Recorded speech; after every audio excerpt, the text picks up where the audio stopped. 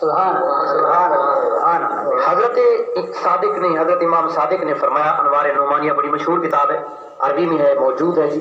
حضرت ابو بکر اور حضرت عمر کے بارے میں فرمایا، ہما امامان، جی ہاں معتبر کتاب جی، ہما امامان عادلان قاسطان، کہ یہ دونوں امام ہیں، عادل ہیں، قاسط ہیں. امام بھی ہیں، عدل کرنے والے بھی ہیں، انصاف کرنے والے بھی ہیں. حضرت ابو بکر صدیق اور حضرت عمر کے بارے میں فرمایا جی، انوار نعمانیہ جلد 1 صفحہ 99. میں تقریر والی طرز نہیں بنا رہا جلدی کیونکہ میں نے بہت کچھ مواد ہے میرے پاس، میں چاہتا ہوں کہ جلد تک آپ تک پہنچائی جائے جو مسئلے ہیں جی.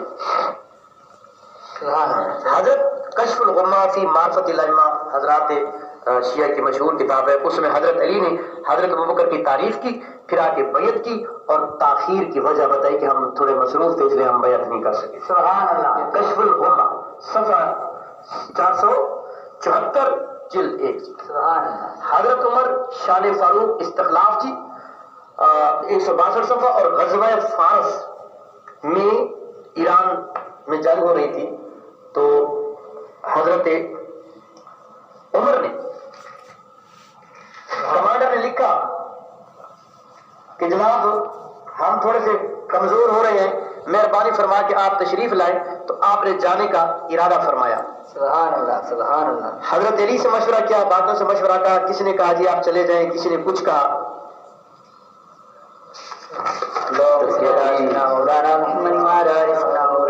تو اب حضرت علی نے تعریف فرمائی کہ هو دین اللہ الذی اظہر، کہ یہ اللہ کا دین ہے جس کو اللہ نے ظاہر فرمایا. سبحان اللہ سبحان اللہ. اور یہ اللہ کا دین ہے جس کو اللہ نے غالب فرمایا. بے شک. آپ کو جانے کی ضرورت نہیں ہے. اب میں کہنا یہ چاہتا ہوں کہ چونکہ لمبا خطبہ ہے یہ، اب اگر اس کا میں ترجمہ کرنے بیٹھ جاؤں تو وہی ترجمہ ہی رہے گا. اور لیکن میں یہ کہنا چاہتا ہوں کہ جو دین بالغ ما بالغ، اور جو دین یہاں پہنچنا تھا پہنچ گیا. حضرت علی نے حضرت عمر کے دین کو اور فوجوں کو اللہ کی فوجیں اور اللہ کا دین قرار دے دیا. تو میں سمجھتا ہوں اس کے بعد ہم میں کیا کون سا اعتراض ہو سکتا ہے جی. للہ بلاد فلان یہ بھی ہوئی. اور حضرت فاروق نے دین کو مضبوطی دی. صفحہ 1300 یہ فیض الاسلام شرح ناج البلاغہ میں موجود ہے جی. پھر حضرت عثمان کی یہ 2-3 حوالے میں دیتا جا رہا ہوں کیونکہ وقت کم ہے، آگے بھی جا کے تھوڑا سا چلنا ہے جی. تو حضرت عثمان کی دامادی اور شان عثمان 525 صفحہ. السلام علیکم یا رسول اللہ وعلی آلہ وصحبہ یا حبیب اللہ وعلی صلی وسلم دائما ابدا علی حبیب والحبیب الذی شان حضرت عثمان رضی اللہ تعالی عنہ جی.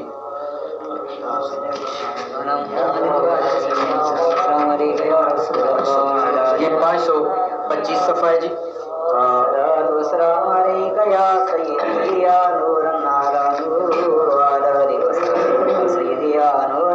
یہ حضرات محترم چونکہ عموماً یہ خود ناج البلاغہ معتبر کتاب بھی ہے، مشہور کتاب بھی ہے، لیکن عربی میں ہے چونکہ، اور اس کا ترجمہ کرتے ہوئے جو اس کی تشریح کرتے ہوئے حضرات تھوڑا سا ڈنڈی مار جاتے ہیں جی. اور یہ کتاب بھی حضرات شیعہ کی بڑی مشہور اور معتبر کتاب ہے، ناج البلاغہ کی شرح فارسی میں فیض الاسلام جی. اس کے صفحہ 528 پہ میں صرف تھوڑی سی پڑھوں گا کیونکہ یہ خطبہ لمبا ہے. اگر میں اس کو سارے کو پڑھوں تو انت اقرب الى رسول اللہ صلی اللہ علیہ وسلم وشیجت رحمنا وقد نلت من سحرہ ما لم ینالا. یہ حضرت علی تعریف فرما رہے ہیں کہ اے حضرت عثمان، ان کی شان بھی بڑی ہے، حضرت ابوبکر صدیق اور عمر کی شان بھی ہے، لیکن تجھے جو دامادی حاصل ہے حضور کی وہ ان دونوں کو نہیں ملی. اور اس قد نلت من سحرہ ما لم ینالا، یہاں تھوڑا سا لوگ چکر کرتے ہیں. ایک دفعہ میری بھی قاضی سعید الرحمان سے ملاقات ہوئی تھی، گفتگو ہوئی تھی، تو وہ کہا کہ قد نلت من سحرہ ما لم ینالا. اور اردو کا اس وقت میرے پاس تھا مفتی جعفر حسین صاحب کی شرح لکھی ہوئی تھی اس میں، انہوں نے بھی ترجمے میں تھوڑا سا کیا تھا کہ تجھے ایک طرح کی دامادی حاصل ہے. اب اللہ جانتا ہے قد نلت من سیرہ معلم جنالہ کا ترجمہ ایک طرح کہاں سے کیا انہوں نے. بہرحال یہ میرے پاس فارسی کی کتاب ہے جی، اور اللہ بھلا کرے اس شارح کا، یہ بہت بڑا مجتہد ہے، اور اس نے لکھا ہے جی بدامادی پیغمبر مرتبہ یافتہی کہ ابو بکر و عمر نجافتن قد نلت من سیرہ معلم جنالہ کا ترجمہ کرتا ہے، اور تجھے پیغمبر کی دامادی ملی ہے کہ جو ابو بکر و عمر کو نہیں ملی. یہ تو ترجمہ کیا اس نے. ابھی شرح لکھتا ہے عثمان رقیہ و ام کلثوم را کہ بنا پر مشہور دختران پیغمبر بودن بہم سری خدا برد.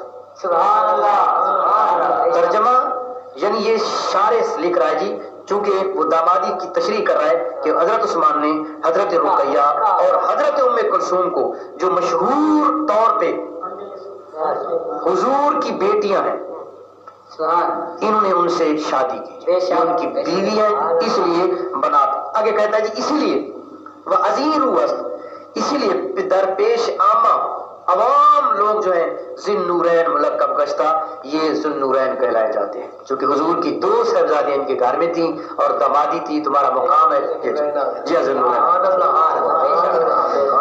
حضرات محترم، آگے چل کر حضرت علی نے فرمایا کہ مجھے خلافت کا شوق نہ تھا، تم نے مجبور کیا.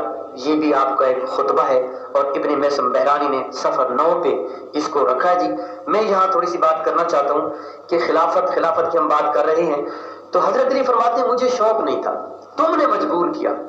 حالانکہ اگر جیسا کہ ہمارے دوست سمجھتے ہیں کہ حضور تو تشریف بھی خلافت کے لیے لائے تھے، اگر حضور خلافت کا اعلان نہ کرتے تو رسالت حضور کی ختم ہو جاتی.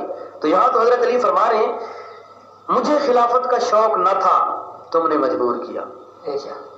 یعنی یہ منصوص من اللہ نہیں تھی، ورنہ اگر اللہ کا حکم ہوتا کہ اے اللہ کے نبی تم یہ اعلان کر دو خلافت کا، تو حضرت علی یہ بات نہ فرماتے. جیسے میں کہتا ہوں یار نماز کا مجھے شوق تو نہیں تھا لیکن تم نے پڑھا دی، اس کا مطلب ہے میرے دل میں نماز کی کوئی قدر نہیں، وقت نہیں. اور یہ بحرانی نہیں، ابن میسم بحرانی نے صفحہ 9 پہ جو لکھا ہے جی مجھے خلافت کا شوق نہ تھا، تم نے مجبور کیا. تو مقصد یہ کہ سارا سلسلہ ہم جو کرتے ہیں یوں کہ یہ خلیفہ پر پھر وہ چوتھا خلیفہ البرہان، تفسیر البرہان کا حوالہ میں دے چکا ہوں کہ من لم یقل انی رابع الخلفاء الاربع فعلیہ لعنت اللہ. البرہان تفسیر کی مشہور کتاب، معتبر کتاب، ایران کی چھپی ہوئی، عربی میں لکھی ہوئی. اس میں حضرت امیر المومنین حضرت علی مرتضیٰ فرماتے ہیں کہ میں ترجمہ کر رہا ہوں، قال امیر المومنین، حضرت امیر المومنین نے فرمایا من لم یقل انی رابع الخلفاء، کہ جو مجھے چوتھا خلیفہ نہ کہے 4 میں سے، فعلیہ لعنت اللہ، اس پر اللہ کی لعنت ہو. تفسیر البرہان. حضرات محترم، اللہ یاد کرے صحابہ کرام رضوان اللہ تعالیٰ علیہم اجمعین اور اہل بیت رسول کے درمیان کتنا پیار تھا، محبت تھی. رنجشیں آ جاتی ہیں، گھر میں بھی آ جاتی ہیں، میاں بیوی کی آ جاتی ہیں. تو انبیاء بھی 2 آپس میں تھوڑے سے ناراض ہو گئے، حضرت موسیٰ اور حضرت ہارون. لیکن میں یہ دیکھنا چاہتا ہوں کہ کسی سے ہمیں دشمنی ہے، کسی سے میں ناراض ہوں تو پھر اس سے میں بائیکاٹ کرتا ہوں، ان کی ہر چیز سے مجھے نفرت ہوتی ہے، پھر ان کے پاس میں جاتا نہیں ہوں، اٹھنا بیٹھنا نہیں ہوتا. کیونکہ ناحق امام کے پاس جانا، حضرت امام جعفر کا قول ہے، ناحق امام کے پاس مسئلہ لے کے جانا یہ بھی کفر ہے. کسی ناحق کے پاس. سو حضرت علی کا بیٹھنا آنا جانا میں کہتا ہوں کہ یہ کس طرح سے ہو سکتا ہے. اور پھر حضرات ائمہ کرام کی، ان کا نام اکثر اولاد میں نام صحابہ والے رہے ہیں. مثلا حضرت علی کے 3 صاحبزادوں کا نام، ایک کا نام ابو بکر، ایک کا نام عمر اور ایک کا عثمان. اسی طرح حضرت امام حسن کے فرزندوں کا نام عمر، ابو بکر. حضرت امام موسیٰ کاظم اور حضرت سجاد کے بیٹوں کا نام عمر. اسی طرح حضرت کشف الغمہ میں بتا رہا ہوں. اور پھر آپ کی صاحبزادی کا نام، یعنی حضرت سجاد کی صاحبزادی کا نام عائشہ، اور حضرت امام رضا کی صاحبزادی کا نام بھی عائشہ. یعنی اگر نعوذ باللہ عائشہ یا ابو بکر عمر جیسا کہ ہمارے دوست کہتے ہیں اگر ایسے تھے تو پھر کیا ضرورت تھی, کیا وجہ تھی, کیا نام نہیں تھے, یہ نام کیوں رکھے گئے؟ بے شک کون کسی دشمن کا نام رکھتا ہے؟ آج میں کہتا ہوں کوئی اپنا نام, اپنی بیٹی کا نام اندرا رکھنا چاہتا ہے, کوئی اپنے بیٹے کا نام جزید رکھنا چاہتا ہے, حالانکہ جزیدی پارٹی آئی ہوئی ہے لیکن نام جزید والے نہیں رکھیں گے. بے شک تو یہ چیزیں ظاہر کرتی ہیں کہ مسئلہ کچھ ہمارے یہاں صحیح ہم شاید یہ کیوں ہوا سلسلہ. اصل وجہ یہ تھی کہ حضور کے مشن کو ناکام کیا جائے, اور اس سے پہلی بات یہ تھی کہ پہلے صحابہ کرام پہ اعتراض کرو, ان کو زیرو کر دو, ختم کر دو, بے شک تاکہ حضور کا جو مشن تھا اس کو ختم کر دیا جائے. اور یہ چیز سوچی سمجھی سکیم کے تحت کی گئی. اور عبداللہ ابن سبا ایک یہودی عالم تھا, وہ آیا, اس نے دیکھا کہ اس طرح سے تو ہم مسلمانوں کے ساتھ ویسے لڑنا بڑا مشکل ہے جب تک کہ ان کے اندر داخل ہو کر ہم بات نہ کریں. تو حضرت عثمان کا دور تھا, یہ آیا, اس نے اسلام قبول کیا ظاہری طور پہ, اور پھر اس نے کوشش کی حضرت عثمان کی. اس کے بعد پھر یہ گیا جناب والا, پھر یہ گیا حضرت علی کی بارگاہ میں حاضر ہوا, اور وہاں جا کے اس نے کچھ عقیدے بتائے. یہ میرے پاس کتاب ہے رجال کشی جی, حضرات کی بڑی معتبر کتاب ہے. میں اس میں سے یہ حوالہ چونکہ عربی میں ہے, میں کوشش کروں گا اس کا ترجمہ بھی کر دوں. یہ کتاب ہے میرے پاس, عبداللہ ابن سبا. یہ دیکھیے موٹا سا لکھا ہوا جی, حدثني محمد بن قولي القني قال حدثني سعد بن عبد الله, یہ بیان کرتا ہے عبد الرحمن بن سنان قال حدثني ابي عن جعفر ان عبد الله بن سبا كان جدع النبوة, یہ نبوت کا بھی دعویٰ کرتا تھا. وہ یزعم ان امیر المؤمنین هو اللہ تعالی, اور اس کا یہ گمان تھا کہ امیر المؤمنین جو ہے وہ اللہ ہے.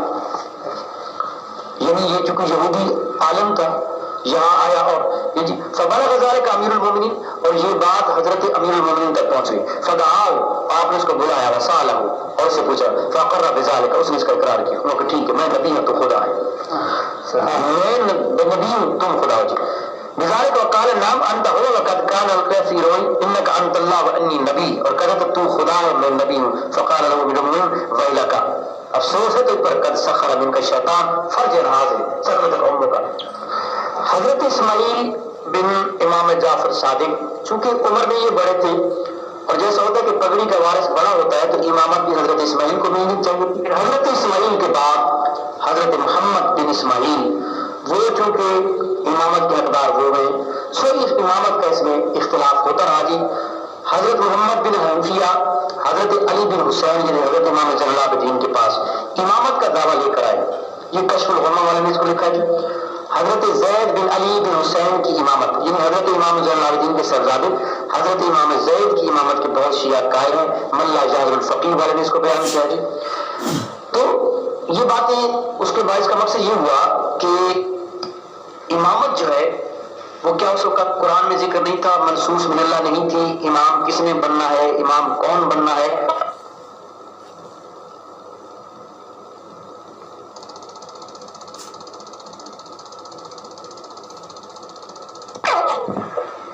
تحقیم کے سلسلے میں بھی یہ بات ذہن میں آتی ہے کہ حضرت مولا کائنات نے حضرت ابو موسیٰ اشعری کو اپنا وکیل مقرر کیا, اور انہوں نے حضرت ابو موسیٰ اشعری نے حضرت علی کی خلافت کو معزول کرنے کا اعلان کیا.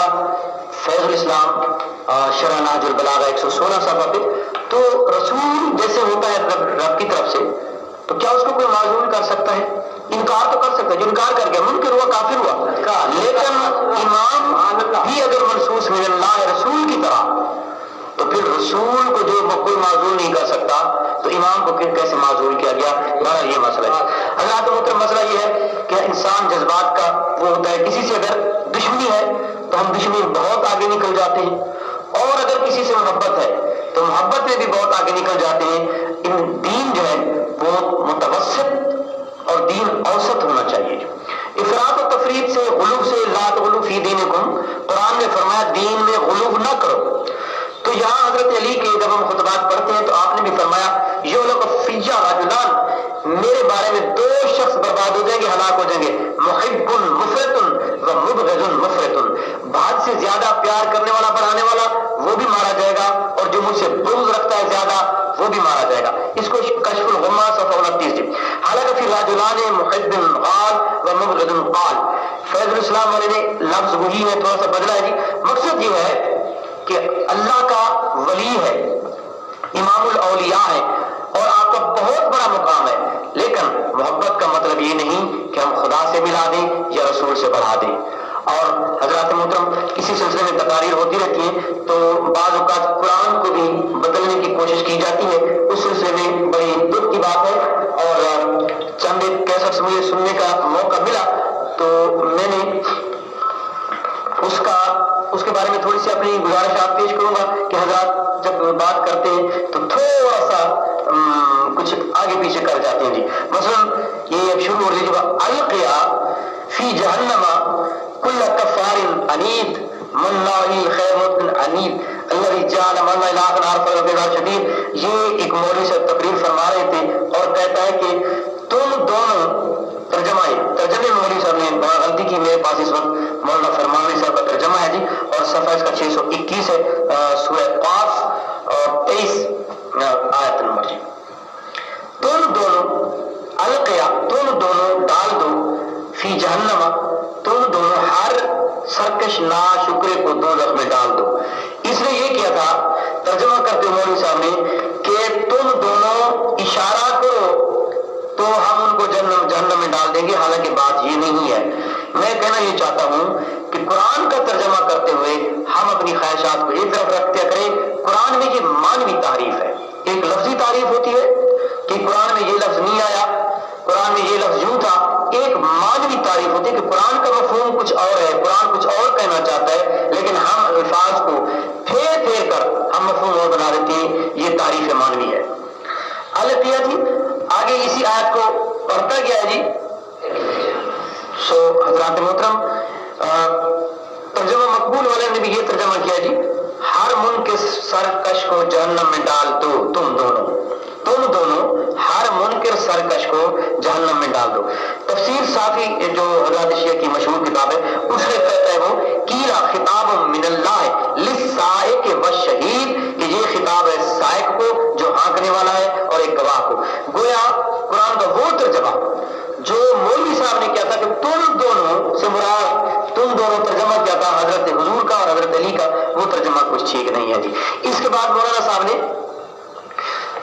تھوڑا سا مسئلہ بیان کرنے کی کوشش کی. مسلمان اور چیز ہے، مومن اور چیز ہے، اگرچہ اس بارے میں بہت کچھ پہلے عرض کر رہا ہوں، لیکن انہوں نے آیت پڑھی تھی ان المسلمین والمسلمات، سورہ احزاب کی جی.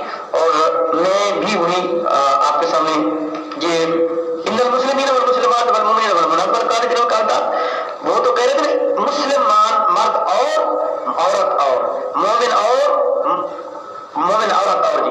ابھی یہ قانتین والقانتات والصادقین والصادقات والصابرین والصابرات، بھئی اللہ کے بندے یہ مسلمان اور مومن کا فرق جو آپ سمجھ رہے ہیں نا جی، جو علی ولی اللہ کہتا ہے وہ ایک مومن ہے، وہ یہاں کہیں بھی ذکر نہیں، نہ آپ کی کسی تفسیر میں نہ یہاں ترجمے میں. یہ تو ان اللہ کان لطیفا خبیرا مسلمین مسلمات، یہ تو مومنات اور مومنات کی کوالٹیز بتائی جا رہی ہیں. والصائمین والصائمات والحافظین. تو اب اس اصول کے تحت آپ کہتے ہیں مسلمین علیحدہ ہے، مومنین علیحدہ ہے، مسلمات علیحدہ ہیں، مومنات علیحدہ ہیں. تو اس طرح سے تو کافی گروہ ہے. مسلم خواتین کا ذکر آ رہا ہے، مسلمین والمسلمات، پہلے اسلام ہوتا ہے جی. والمؤمنین والمؤمنات والقانتین والقانتات، یہ علیحدہ علیحدہ چیزیں نہیں ہے بلکہ ایک ہی ہے جی. پھر سورہ توبہ میں انہوں نے لکھا ہے جی: وعد اللہ المؤمنین والمؤمنات جنات تجری وعد اللہ المنافقین والکفار نار جہنم. تو یہ مومن اور مومنات کا تو ذکر ہوا ہے، منافقین اور منافقات اور کفار کا ذکر ہوا ہے، لیکن اب یہ بتائیے اگر مسلمان اور چیز ہے، ان کا درجہ اور ہے، تو پھر وہاں مسلمانوں کا تو یہاں ذکر ہی نہیں ہے. مثلا وعد اللہ المؤمنین والمؤمنات جنات تجری، مومن مرد اور مومن عورتوں کے لیے جنت ہوگی.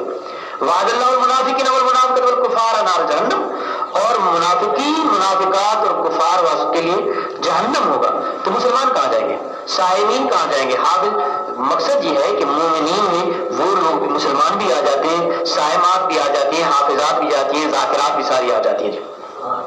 اس کے بعد مولانا صاحب نے سورہ حجرات جی، سورہ حجرات میں مولانا صاحب نے سورہ حجرات کی آیت پڑھی جی اور اس کا ترجمہ غلط کیا، قالت الاعراب آمنا، کہ بدو لوگ آتے ہیں، دیہاتی لوگ آتے ہیں، وہ کہتے ہیں ایمان لے آئے، قل لم تؤمنوا، تم کہو کہ ایمان نہیں لائے، ولکن قولوا اسلمنا، بلکہ یوں کہو کہ ہم اسلام لائے، ولما يدخل الایمان فی قلوبکم، ایمان تمہارے قلوب میں ہے نہیں، وان تطیعوا اللہ ورسولہ، اور اگر تم اطاعت کرو اللہ اس کے رسول کی، لا یلدکم من اعمالکم شیئا، تو تمہارے اعمال میں سے کچھ کم نہیں ہوگا، ان اللہ غفور رحیم، ان المؤمنین آمنوا باللہ ورسولہ۔ مولانا صاحب کا مقصد یہ تھا کہ کچھ کہتے ہیں جی کہ ہم ایمان لے آئے ہیں، حالانکہ وہ مومن نہیں ہے۔ کیوں بھائی خدا کے بندے، اس میں اس نے کوشش یہ کی ہے کہ لوگ کہتے ہیں لیکن مومن نہیں ہوتے، کیونکہ مومن ہونے کے لیے کوئی اور چیز ہے، مومن اور ہوتا ہے، مومن اور ہوتا ہے، ایمان اور چیز ہے جی۔ حالانکہ آمنوا باللہ رسولی، یہاں مولانا صاحب لکھا جی مولانا فتح سے اللہ مغفر والمنات مراد ہے، مقصود مسلم مسلمات سے بھی مومنین ہی ہیں، یعنی جہاں مسلمین اور مسلمات کا لفظ آیا ہے وہاں بھی مومن ہوتے ہیں مراد، یعنی وہ مومن جو جہالت کی وجہ سے، مقصد یہ ہے کہ اعراب آتے ہیں اور کہتے ہیں ہم ایمان لے آئے، ان سے کہو، یعنی اسلام پہلا درجہ ہے، اسلام اور مومن کی، ایمان اور اسلام، مومن اور مسلم کا فرق بتا رہا ہے یہ ہمارا مفسر، یہ کتاب میرے پاس شیعہ حضرات کی جی، وہ کہتے ہیں کہ مقصود مسلمین اور مسلمات سے بھی مومنین ہی ہیں، یعنی وہ مومنین جو جہالت کی وجہ سے دلائل کو نہیں جانتے، صرف اہل علم سے سن کر دل سے سچا اعتقاد مانتے ہیں، اور دوسرے لوگ مراد نہیں، یعنی اسلام جو ہے قبول کر لینا، اور جیسے میں پہلے عرض کیا تھا کہ اسلام اور ایمان کا کیا فرق ہے، کہ اسلام قبول کر لینا، مان لینا، اور پھر ایمان یہ ہے کہ دل کی اتھاہ گہرائیوں سے اس کا یقین کر لینا، یہ ایمان ہوتا ہے جی۔ یعنی مولوی صاحب جو کہنا چاہ رہے تھے کہ جی یہاں اسلام سے مراد تو شاید لا الہ الا اللہ محمد رسول اللہ پڑھتے ہیں، لیکن آگے جو اصل ایمان والی بات ہے وہ نہیں پڑھتے، لیکن مولانا صاحب اس کا حوالہ کہیں نہیں دے سکے کہ وہ کیا چیز ہے جی، یعنی علی ولی اللہ اگر پڑھو گے تو مومن ہو، ورنہ نہیں، حالانکہ میں کافی حوالے دے چکا ہوں کہ کلمہ طیبہ میں اور آذان میں کہیں بھی علی ولی اللہ کا ذکر تک نہیں ہے حضرات ائمہ کرام کے زمانے میں جی۔ تو یہ مولوی صاحب نے کافی کوشش کی اس سلسلے میں۔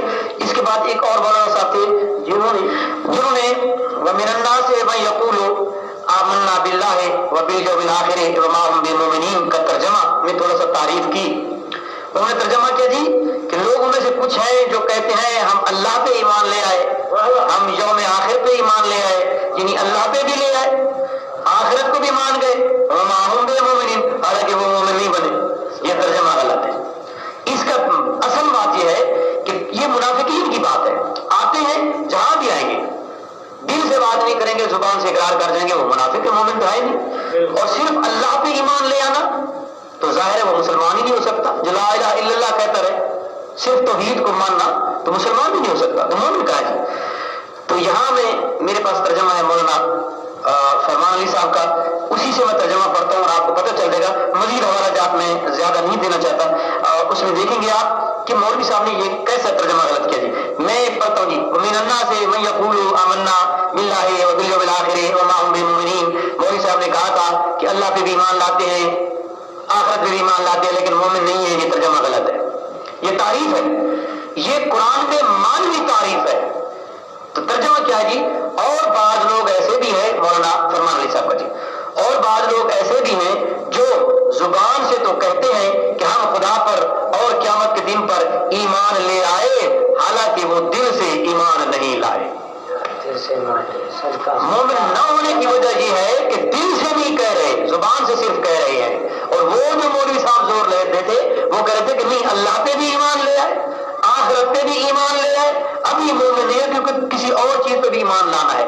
یہ دو ارکان ہو گئے جی، اور تیسرا ہے جی اذا جاءک المنافقون قالوا نشهد انک لرسول اللہ، یہاں توحید کی، آخرت کی، اس پہ ایمان لے آئے، ابھی مومن نہیں ہوئے، پھر وہی جاتے ہیں رسالت پہ بھی ایمان لے آتے ہیں، حالانکہ یہ مولوی صاحب نے قرآن میں تعریف کی ہے مانوی، اور اس نے بیان یہ کیا کہ اذا جاءک المنافقون قالوا نشهد انک رسول اللہ واللہ یعلم انک لرسولہ واللہ یشهد ان المنافقین لکاذبون۔ سبحان اللہ۔ اس نے کیا کہا جی کہ یہ گواہی دیتے ہیں کہ تو اللہ کا رسول ہے، لیکن مومن ابھی بھی نہیں، توحید پہ بھی ایمان لے آئے، آخرت پہ بھی ایمان لے آئے, رسالت پہ بھی ایمان لے آئے, مومن ابھی نہیں, کیونکہ ایمان کوئی اور چیز ہے.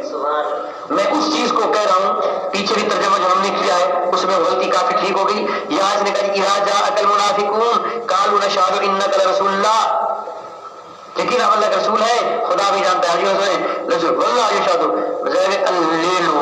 اب یہاں میں اس کی جو غلطی ہے اس کی, واللہ یشہد, اللہ بھی گواہی دیتا ہے ان المنافقین لکاذبون, کہ یہ لوگ اپنے اعتقاد کے لحاظ سے ضرور جھوٹے ہیں. یہ ترجمہ حضرات شیعہ کا, اس میں جو مولوی صاحب نے وہ ترجمہ کیا تھا اس میں وہ دھوکہ یہ دے رہا تھا کہ کوئی شخص اگر توحید پہ, یوم آخرت پہ, رسالت پہ ایمان لاتا ہے وہ مومن نہیں ہے. یہ مولوی صاحب نے غلطی کی تھی ترجمے میں, اور یہاں میں نے اس کو کلیئر کر دیا تھی. اور اسی کے ساتھ ہی سورہ بقرہ میں جہاں مولوی صاحب کا ذکر تھا, میں کتاب میرے پاس موجود ہے, میرا جو صادقین, اس میں کہتا ہے جی قلوب ایشا موافق السنا نیست, یعنی ان کے دل جو ہے ان کی زبانوں کے مطابق نہیں ہے. زبان میں اور ان کے دل میں موافقت نہیں ہے. زبان سے تو کہہ رہی ہے کہ ہم ایمان لے آئے, ہم رسول کو بھی مانتے ہیں, ہم توحید کو بھی مانتے ہیں, لیکن یہ منہج صادقین جلد 1 والا جو اول پہ لکھتا ہے کہ قلوب ایشا موافق السنا نیست و دعوی ایمان بجے تغفینیہ اخبث کفرند, کیونکہ یہ دل سے مان نہیں رہے, زبان سے کہتے, اس لیے یہ منافق ہے. آگے جا کے اس نے اس پہ مولانا صاحب نے اذا جاءک المنافقون میں نے کر دیا جی, یہ کلیئر ہو گیا. پھر اس نے کہا جی اور حضرت علی کا, کس نے کہا جی قرآن میں نام نہیں ہے جی حضرت علی کا, تو اس نے کہا جی میں ابھی پڑھ کے بتاتا ہوں کہ حضرت علی کا نام قرآن میں ہے جی. ہم حضرت علی ہمارے آنکھوں کا نور, حضرت علی امام الاولیاء, حلقہ, لافتہ, شیر خدا, آپ کا بہت بڑا مقام. عام انسان اور ہم جیسا انسان کا تو تصور بھی وہاں نہیں جا سکتا. لیکن یہ کہہ دینا خواہ کہ قرآن میں جیسے لفظ کالو موجود ہے جی, تو کسی کالو کو کہا جائے کہ آپ کا نام تو قرآن میں ہے, کہ اس کالو کا نہیں ہے, تو کالو کچھ اور ہے. کالو بلا, کالو کا جانا, تو یہ کالو وہ نہیں ہے نا, بکا ہے جی. اگر کوئی کہے کہ بکا تیرا نام بھی قرآن میں ہے تو وہ خوش ہوتا, پھر یار یہ باتیں علماء کو زیب نہیں دیتا. یہاں جہاں لفظ علی آیا انہوں نے کہا جی وہ علی کا نام ہے جی. وَوَهَبْنَا لَهُم مِّن رَحْمَتِنَا, اور ان سب کو اپنی رحمت سے کچھ عنایت فرمایا. وَجَعَلْنَا لَهُمْ لِسَانَ صِدْقٍ عَلِيًّا, اور ہم نے ان کے لیے اعلیٰ درجہ کا ذکر خیر قرار دے دیا جی. ذکر خیر صدق علیٰ, ذکر خیر اعلیٰ قسم کا. یہاں یہ علی مراد نہیں ہے جی. اور ایک اور جگہ پہ جہاں بھی آتا ہے جی وہاں سے حضرت علی کی ذات مراد نہیں ہے. حضرت علی کا بڑا مقام ہے. آپ کے بہت ساری آیات جو ہے وہ شان نزول یہی ہے کہ آپ کی وجہ سے اتری, تو اسے انکار کی ضرورت. لیکن حضرت علی کی محبت کا مطلب یہ نہیں کہ رسول سے بنایا جائے یا خدا بنا دیا جائے. افمن کانا, اس کے بعد مولانا صاحب نے یہ فرمایا جی افمن کانا علی بینۃ یتلوہ شاہد منہ, اس کے بارے میں ترجمہ یہ بھی ذرا دیکھ لیجئے گا. 267 صفحہ پہ مولانا فرمان علی صاحب نے اس کا ترجمہ کیا ہے, ان میں پیش کر دیتا ہوں اور تاکہ پتہ چل جائے کہ ہے کون.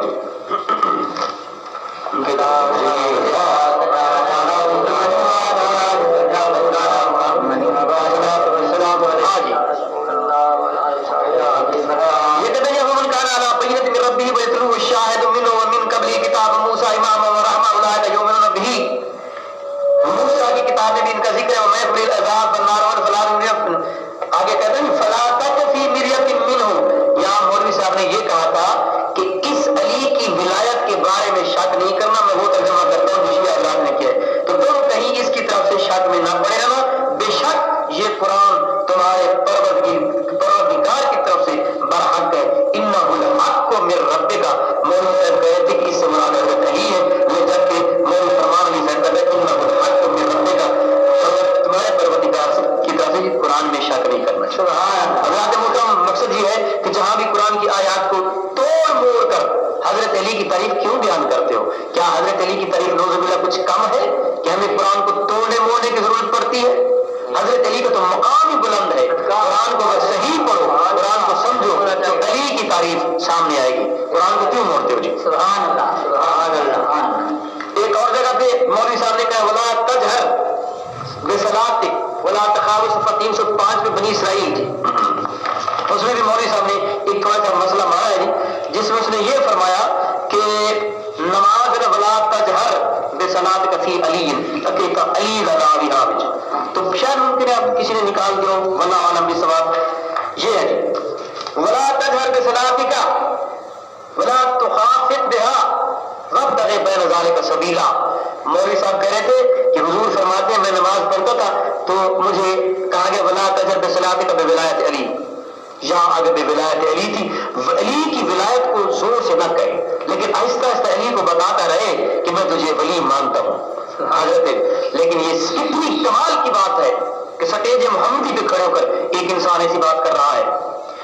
یہ میرے پاس قرآن مجید مولوی فرمانی صاحب کا جو کہ اردو میں ہے، میرے پاس عربی اور فارسی کی تفاسیر بھی ہیں، ان میں بھی تقریباً یہی بات ہے. میں یہ پڑھتا ہوں ولا تجہر بصلاتک کا اردو میں، نہ تو اپنی نماز بہت چلا کر پڑھ، ولا تخافت بہا اور نہ بلکہ چپکے سے، وابتغ بین ذلک سبیلا اور اس کے درمیان ایک اوسط راستہ اختیار کر.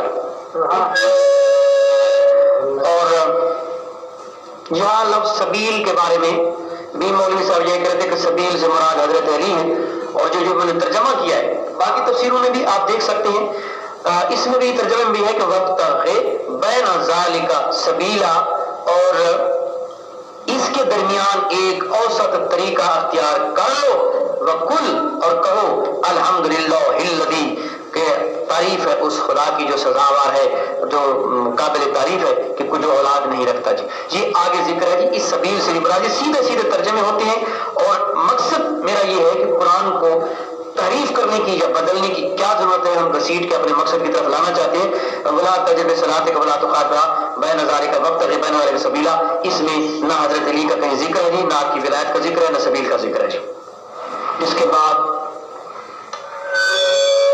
ایک بات جو بڑے زور و شور سے کہی جاتی ہے، یا ایھا الرسول بلغ ما انزل الیک من ربک. اس میں تفاسیر میرے پاس موجود ہیں. یہ 9 ذی الحج عرفہ کے دن انہوں نے لکھا ہے حضرات شیعہ نے کہ جی حضرت جبریل یہ پیغام لے کے آئے کہ آپ حضرت علی کی ولایت کا ذکر کریں، اعلان کریں. تو حضور نے فرمایا لوگ مخالفت کریں گے، اور اس طرح سے یہ ہوتا گیا، سلسلہ ہوتا گیا. اور 9 دن کے بعد خطبہ حضور نے دیا، حضور نے اعلان نہیں فرمایا. پھر اس کے بعد آپ چلتے گئے، جب غدیر خون کے مقام پہ پہنچے نا تو اللہ تعالی نے فرمایا فَإِن لَّمْ تَفْعَلْ فَمَا بَلَّغْتَ رِسَالَتَهُ، کہ اگر حبیب میرے حبیب اگر علی کی ولایت کا تو اعلان نہیں کرتا نا تو نے رسالت کا کوئی کام نہیں کیا. سبحان بے شک. اب حضرت علی کی ولایت، امامت، آپ کا مقتدا ہونا، پیشوا ہونا، رہنما ہونا، امام الاولیاء ہونا، منبع ولایت ہونا، منبع شجاعت ہونا، علم کا منبع ہونا، باب مدینۃ العلم ہونا، یہ ساری چیزیں تسلیم کرنے کے بعد اگر صرف آپ کی ولایت کے سلسلے میں اگر رسالت پہ بھی آپ اس طرح سے کرتے ہیں تو یہ بات صحیح نہیں ہے جی. پھر آپ نے فرمایا کہ من کنت مولا فہذا علی مولا. اب لفظ مولا کیا مانا ہے جی؟ حضور نے یہ نہیں فرمایا. اب مولا کا معنی خلیفہ بلا فضل کہاں ہے؟ خلیفہ بلا فضل بنا دو، خلیفہ بلا فضل بنا دو، اعلان ہو گیا، یہ کہاں ہوا؟ فرمایا من کنت مولا فہذا علی مولا، جس کا میں مولا ہوں علی اس کا مولا ہے. اب لفظ مولا کیا کریں گے؟ علی اگر خلیفہ بلا فاصل ہے تو حضور بھی خلیفہ بلا فاصل ہوں گے. ترجمہ تو یوں کرنا پڑے گا، جہاں مولا کا ترجمہ خلیفہ بلا فاصل پہلی جگہ ہوگا دوسری جگہ وہی ہوگا، جو ترجمہ دوسری جگہ ہوگا پہلی جگہ وہی ہوگا. من کنت مولا فہذا علی مولا، میں جس کا مولا ہوں علی اس کا مولا ہے. مولا کا معنی کیا ہے؟ اب حضور خلیفہ ہے، حضرت علی خلیفہ ہے، وہ ایک کو تو مانا کرتا دوسرے. اب مولا کا معنی ہم دیکھیں گے، مولا کا معنی ہے کیا؟ قرآن میں آتا ہے فإن اللہ هو مولاه وجبریل وصالح المؤمنین. حضور کا مولا ہے اللہ، مولا ہے جبریل، مولا ہے صالح المؤمنین. اب اگر صالح المؤمنین سے حضرت علی مراد لیا جائے جیسا حضرات فرماتے ہیں تو اس کا مطلب یہ ہوا اللہ سردار اور حاکم ہے حضور کا، اللہ تو وہی ہے. جبریل حاکم اور سردار ہے نعوذ باللہ حضور کا. اور حضرت علی حاکم اور سردار ہیں حضور کے. تو یہ مولا کا معنی 22-24 معنی ہوتے ہیں، وہ دیکھیں گے معنی جو سیاق و سباق سے کیا جی اللہم غالب من والاه، آگے بات آ رہی ہے اللہ اس سے محبت کر جو اس سے محبت کرتا ہے، من عاد من عادہ ہو، اور اس سے دشمنی کر جو اس سے دشمنی کرتا ہے. یعنی جو علی سے ولا رکھتا ہے، جو علی سے محبت رکھتا ہے، اللہ تو اس سے محبت رکھ. تو یہاں بات محبت کی ہو رہی ہے، علی سے ولا کرنا، علی سے محبت کرنا، یہ بات ہے، نہ کہ مولا خلیفہ بلا فضل کی بات ہے. اس سلسلے میں صرف ایک حوالہ دوں گا جی. یا ایھا رسول بلغ ما انزل الیک من ربک فإن لم تفعل فما بلغت رسالتہ.